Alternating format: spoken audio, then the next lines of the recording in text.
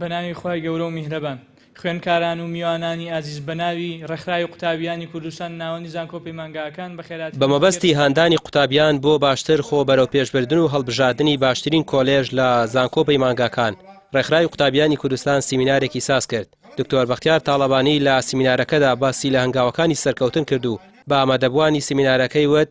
کە هەمیشە بۆ گەیشتن بە ئامانجەکانیان بەردەوام بن و لەمپەر و ڕێگریەکان نیانوەستێنێت و ئەوەی خۆیان ئامانجیانە هەوڵی بۆ بدەن. تۆ دەبێت بچیتە سەر ڕاستە ڕێ هێڵێت دەبێت بچتە سەر ڕاستە شەقامێک کە خەڵکێکی باش و چاک پێش تۆ چۆتە سەر هێڵە. دکتۆر بە زمانێکی تر پێم بڵێ دەڵێم پێش تۆ خەڵکێک ئەم خەتەی بەڕێ کردووە و تەجروبەی ئەم جادەیەمانەیە ئەم شەقامەمانەیە ئەم شەقامە زۆرمان تاقیمان کردێتەوە. ئەم شەقامە پێویستی بەوەیە بە جوانی بە مەزبوطی بیگری کوێرە ڕێژ من شەڵم بەڕێیەکەی جەنابەت بە فشقیاتیش بەڕێیکە 4 ساڵ نازانکۆ بە 6 هەتەواوێتی جەنابەت بە فشقیات و بە جارجار و بە 2 ساڵە و بە 3 ساڵە و بە زمڕەزم مەگەر فەسڵ بکرێ ئەگەنا بە 6 ساڵ بە 7 ساڵ هەر زانکۆ تەواوەتی بەڵام من ئەو جۆرە تەواوکردنم نایە من ئەمەوێت تەواوکردنێکی سەرکەوتوانە بێت و دەمەوێت کە تەواو بووی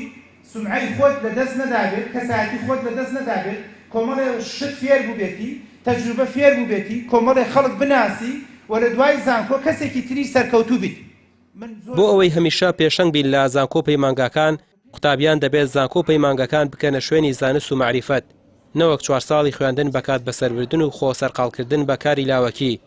زانکۆ دەکرێت شوێنی زانست و زانیاری بێت دەشکرێت شوێنی کات بەسەربردن بێت کە هەردوو ڕێگەکە قوتابیەکە خۆی هەڵی دەبژێرێت. وریاش بن تێگرای جامیعە بریتێ لە پرۆسەی خزمەتکردنی خوددا دینەکەی خەڵکی خێزانەکەت ڕەچاویان بکە تێگڕای ئەوەی کە تۆشی هێناوەتە ئێرە هەرم سێشتێ ئەوەشی کە تۆی گەیاندووە بەم ڕۆژەی کە تێیابیت و بچێ زانکۆ سێشت بووە فەزلی خوا بوو ئەوەڵین جار دوو ئازایەتی خێزانەکەت بوو کە خۆشتی تای خۆشت بەشێکی لە خێزانەکەی خۆت سێش ئازایەتی خەڵکی بوو کام خەڵکە کاگڕازگۆ ئەو خەڵکی کە دەرزی پێوتی ئەو خەڵکی کە فێری کردی علمی دایتێ بێوەفامە بن بەرامبەرم سیانە بێوەفامە بن ئەگەر چی بوون بە گەورەترین مرۆڤێم دنیاش بوون بەر بەناوبانگترین کەسی لە ئیخساسی خۆتانە ئەوەی تۆ هێناوتە فەزلی خوایە بەسەرتەوە چاکی خێزانەکەتە چاکی خەڵکێکە کە فێری کردویت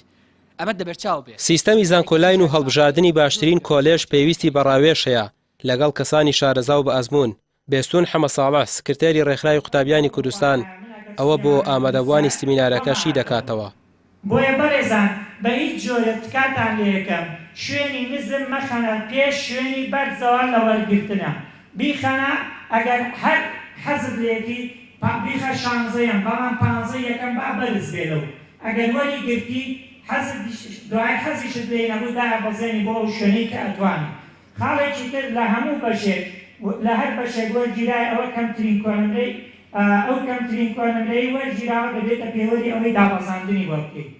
ڕێکخراوی قوتابیانی کوردستان بە ئامانجی خزمەتکردنی قوتابیان بەردەوام کۆڕ و سیمینارەکانی خستۆتە خزمەتی ئەو چینە و دەیەوێت نەوەیەکی بەرهەمدار پێشکەشی کۆمەلگا بکات و هانیان بدات بۆ بەدەستێنانی ئەو ئامانجە گەورانەی قوتابیان کە هەیەە بە پێشاندانی ئەو ڕێگەیانەی کە زووتر قوتابیان بە دەستکەوتەکانیان دەگەێنێت.